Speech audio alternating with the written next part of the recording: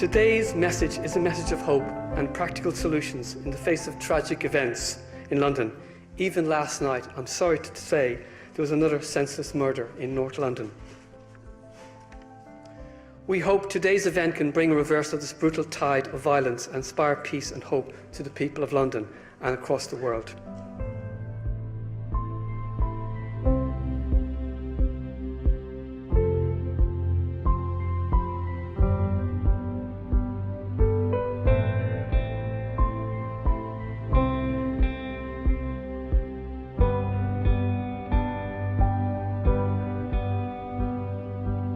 The event is actually called Seeds of Peace, and this particular initiative was sown through Prem, and our event is Peace is Possible. It's an anti-knife crime event because knife crime doesn't just stop when the person has been killed, like my son was. But there's a ripple effect that it causes, a ripple effect of pain, a ripple effect of trauma, anxiety. It's devastating. But what our initiative is, and what our aim is to reverse all of that negative pain into power. And we're standing on peace is possible. It's possible, and that's our driving force to combat the ripple effects of knife crime.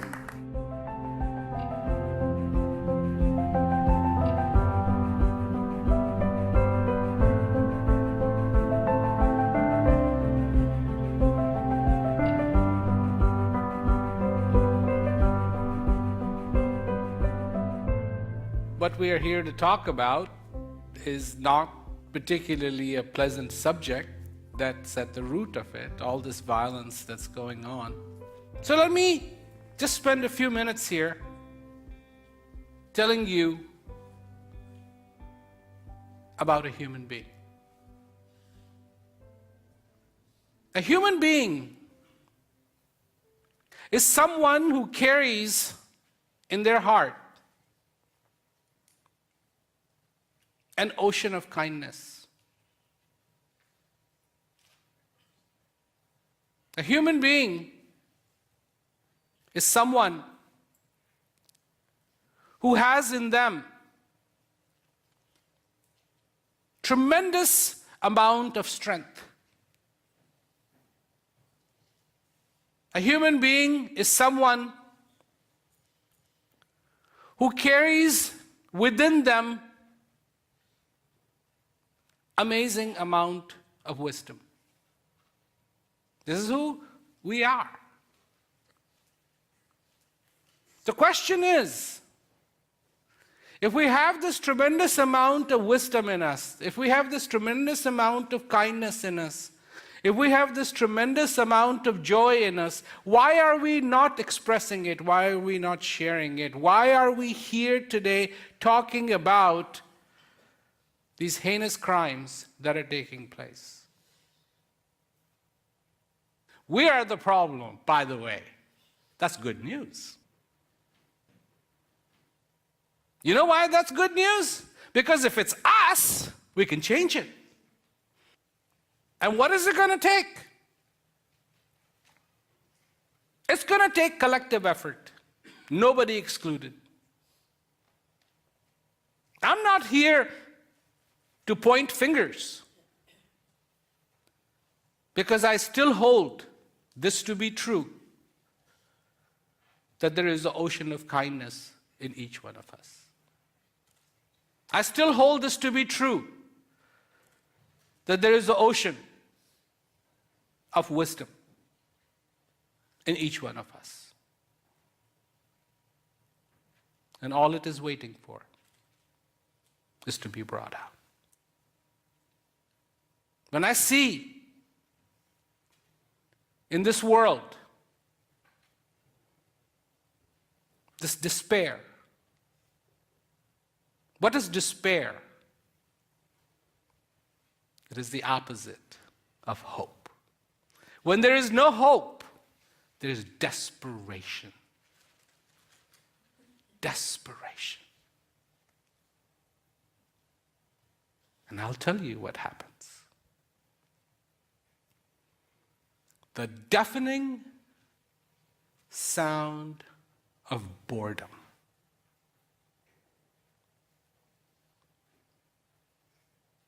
Boredom starts to take over. It's not just the youth. It's not just the youth. It's the adults too. When you keep doing the same thing, after a little while, it just becomes boring.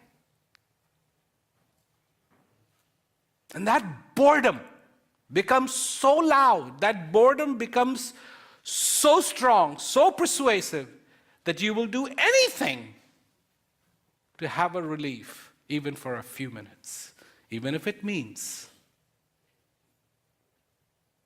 to do something dangerous. That's not what life is meant to be. Life is not meant to be boring.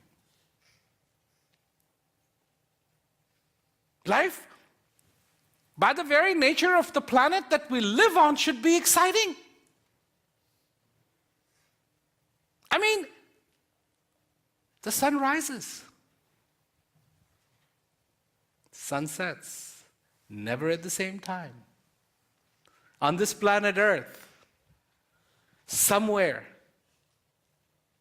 always, a sun is rising. And somewhere on this planet, always, the sun is setting. It never stops. It never stops. We live in the most dynamic, in the most amazing place there is. And yet we don't acknowledge that. But we're too busy concocting how we can hurt each other. Concocting all these wars. The same mind, believe me, that can create these wars is quite capable of pursuing peace. The same person who can carry a knife and plunge it into another human being is quite capable of not only stopping it, but giving kindness and attention and preventing it. What do we want? What do we want?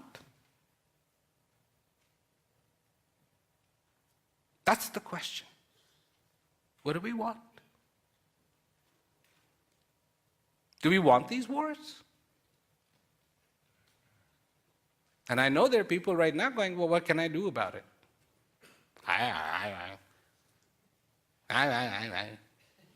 The time to stop it.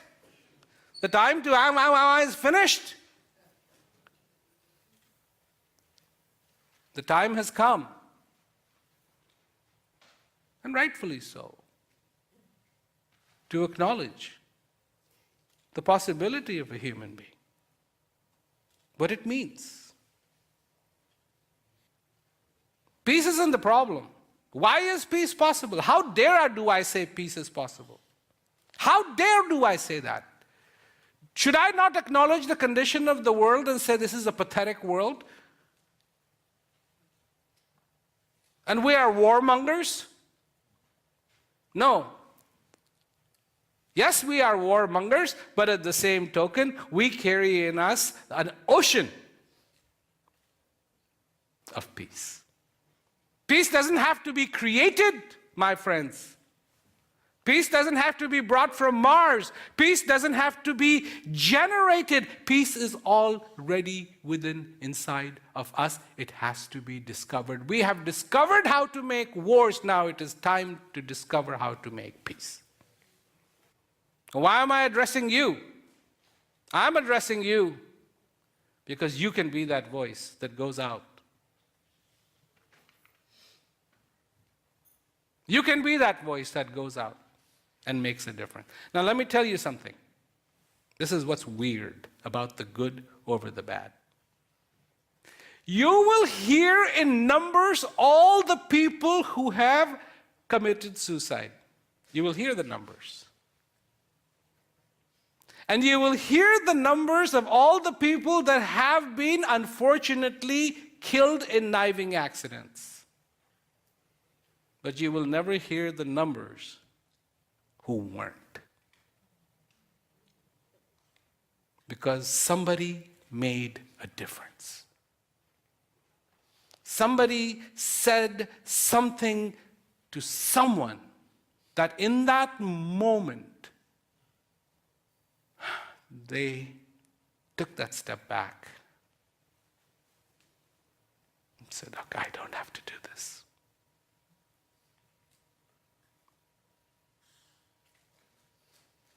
So, my point is, don't do it for patting your back, because you won't be able to. Do it because your heart will applaud for you. Not for your mind, but your heart will applaud for you. Again, and again, and again, and again. Make a difference, because you can. Make a difference in your little environment. A mother says, "What can I do?" A mother says, "What can I do?" Love your child. You've made a difference. Love your child. Give that child the attention. Talk to that child. Engage that child. Be a part of your own life. Be a part of your own world. Be a part of your own family. Be a part of who you really are. Most importantly, know thyself. Know who you are. That's all. That's all I have to say. Thank you. So we have a lot of grief, pain, trauma, and hopelessness that some of our youth and families are facing due to the ripple effects of such tragic murders. How can people continue to live in a progressive life with such losses? Well, to me, first of all, grief is grief. And when there is a tragedy, it's going to touch you. Because you care. Because this was somebody you loved. Because this is a part of you. And it's not so easy to just say, "Oh, it doesn't matter." No, that's not what it is about. Accept that grief. Feel that grief. But at the same time, don't make that grief take over what can be, to once again rise with the strength of the one you lost and truly transform into the phoenix from the ashes to flight. Where you embrace the opportunity and take not only your strength, but their strength in spirit, and make something happen that the two of you are the only ones could make happen. Then you're not a victim anymore. When I was in South Africa, I was asked about forgiveness. What is forgiveness? And I said, Forgiveness is the day you decide not to be victimized anymore. Because that person who took that knife and committed that heinous crime with it still holds that knife on you. And when you say no more, I will not give you the strength to hold this on me anymore, and take that strength and fly free, then that's the day you make the most remarkable of changes happen. From the tragedy, there are those who learn to cry. And from tragedy, there are those who make the world smile with them.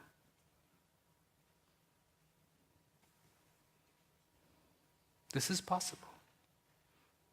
This is possible. Grief? Yes. Then rise? Yes. Then move forward? Yes. Stronger than you ever have. Stronger than you could ever imagine. My question is, I have two, if you don't mind. But my first question is today everyone will talk about peace, but what's a practical tool that we can take away today, that we can do and act in our life, that isn't just about pride and how we present ourselves, but it's about what can we do with another person or in our community? What can we do more? So a practical tool. And then another thing is a practical tool to find peace. They're my two questions. Okay. So I like to say it this way. Say I'm a doctor, and this gentleman here comes to me. And he's, he comes to me as a doctor and he says, I think I have cancer. And so now I have made a diagnosis and this and that, and I'm going to tell him something. I'm just going to tell him. Just going to tell him something. And I say to him, no, you're fine. I just told him that, right? You think he'll be relieved? He will be. I'm the doctor. He came to me asking the question, do I have cancer? And I just told him, no, you don't. I did tests, I did the diagnosis, all the test results came back, you don't have cancer, you're fine. So I can say something to somebody and that can make a huge difference. So let me tell you something. And that'll should make a huge difference. You have peace inside of you. Good news! But we don't take that as good news. We go, Huh? Why are we hawing when somebody just said, you have peace inside of you?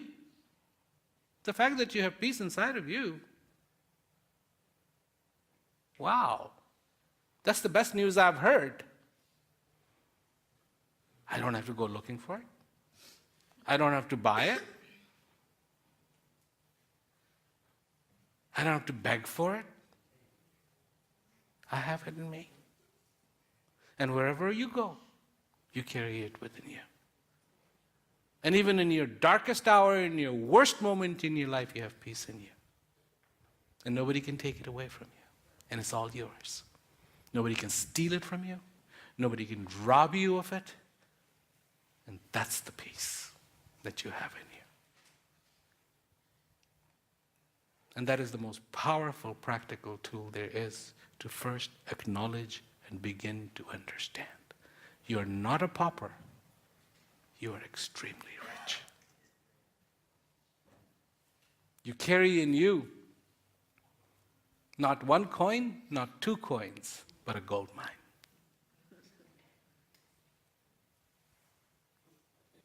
Now, knowing that you carry in you a gold mine, you can be as wealthy as you want to be. And that's the first step to peace. Socrates called it know thyself. I call it acknowledge. Socrates didn't say know that person, or know your local council member. No, know thyself. You know you. That's the power of acknowledgement. That's the power of understanding. You understand that that's in you. You're well on your way to peace. That's the most practical tool. And then, if you want to, join the peace education program. Because it makes a difference. Again, it puts the spotlight on you.